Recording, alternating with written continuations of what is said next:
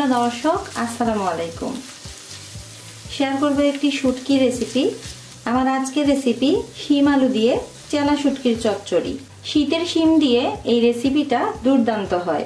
যারা চেলা শুটকির এই রেসিপিটি এখনো ট্রাই করেননি তারা আমার রেসিপিটি ফলো করতে পারেন। তবে চলুন দেখে নেওয়া যাক চেলা শুটকি দিয়ে শিমের চচ্চড়ি করতে আমার কি কি লাগছে।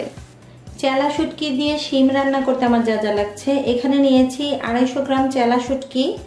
শুটকিগুলো প্রথমে গরম পানি দিয়ে ভিজিয়ে রেখেছি, তারপর মাঝখানের কাটা ফেলে দিয়ে পরিষ্কার করে নিয়েছি। এখানে নিয়েছি মাঝারি সাইজের 2টা আলু। আলুর টুকরোগুলো এরকম করে কেটেছি।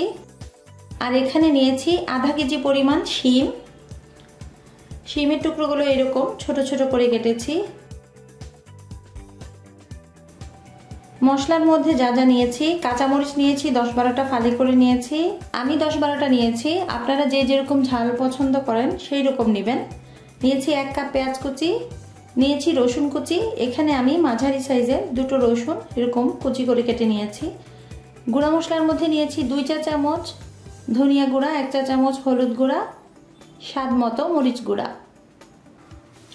রান্নার জন্য চুলায় একটি হাঁড়ি বসিয়ে নিয়েছি। দিয়ে দিচ্ছি তেল। রান্নায় তেলটা নিজেদের পছন্দ অনুযায়ী ব্যবহার করবেন। আমি এখানে 5 টেবিল চামচের মতো দিয়েছি। তেল গরম হয়ে গেছে, দিয়ে দিচ্ছি রসুন কুচি। একই সাথে দিচ্ছি স্বাদ মতো লবণ। আমি রান্না শুরু করেছি চুলার আঁচ মিডিয়াম করে। রসুন দিয়ে রসুনটা আমি মিনিট খানেক নেড়ে চেড়ে নিব।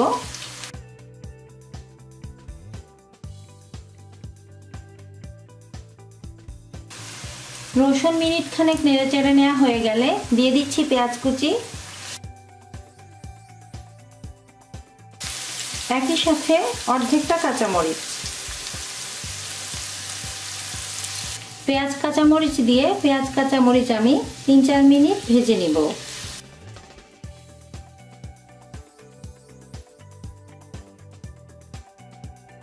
পেঁয়াজ রসুন ভাজা হয়ে গেলে দিয়ে দিচ্ছি শুটকিটা।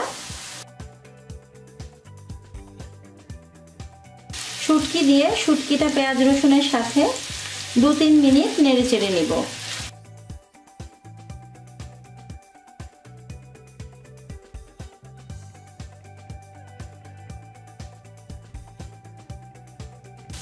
শুটকি নেড়ে নেওয়া হয়ে গেলে দিয়ে দিচ্ছি গুঁড়া মশলাগুলো। গুঁড়া মশলা 10 সেকেন্ড নেড়ে চেড়ে নিব।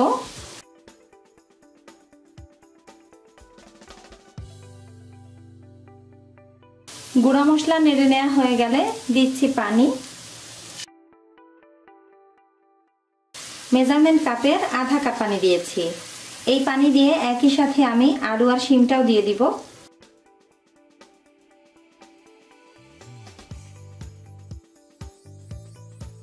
এবার আমি চুলার আঁচ ফুল করে দিব।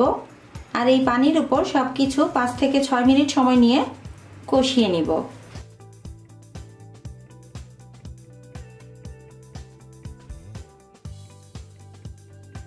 আমি কষানোর কাজটা চুলার আঁচ ফুল রেখে করছি, তার কারণ হচ্ছে শিম থেকে একটা পানি ছাড়বে, সেই পানিটা যেন জমে না যায়, সেই পানিটাও যেন শুকিয়ে যায়।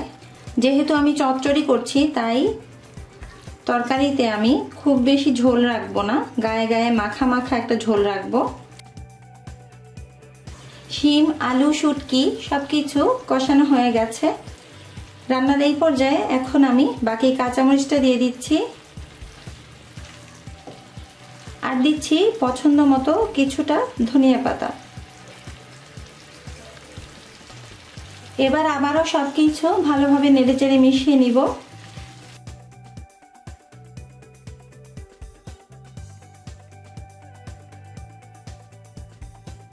সবকিছু নেড়েচেড়ে মেশানো হয়ে গেছে। আমার শিম আর আলুটা অনেকটা নরম হয়ে এসেছে। এখন আর আমি তরকারিটা নেড়ে দিব না। রান্নার এই পর্যায়ে দিচ্ছি খুবই সামান্য পানি। দিয়েছি চায়ের কাপের 1 কাপ পানি।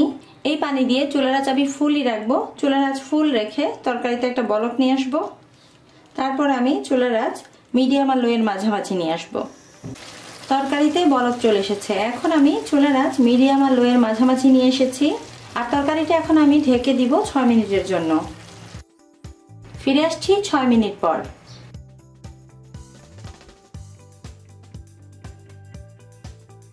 ফিরে এলাম 6 মিনিট পর।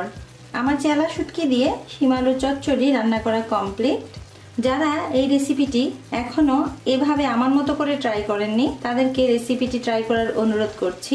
এবার চুলাটা নিভিয়ে দেওয়ার পালা আর চচ্চড়িটা পরিবেশনের পালা। দর্শক, তৈরি হয়ে গেল চেলা শুটকি দিয়ে শিম আলুর চচ্চড়ি। রেসিপিটি আমার খুবই পছন্দের রেসিপি। আর শীতকালে এই সিজনে যখন শিম পাওয়া যায় তখন তো এই রেসিপিটি ট্রাই করতেই হবে, এতটাই মজার হয় এই রেসিপিটি।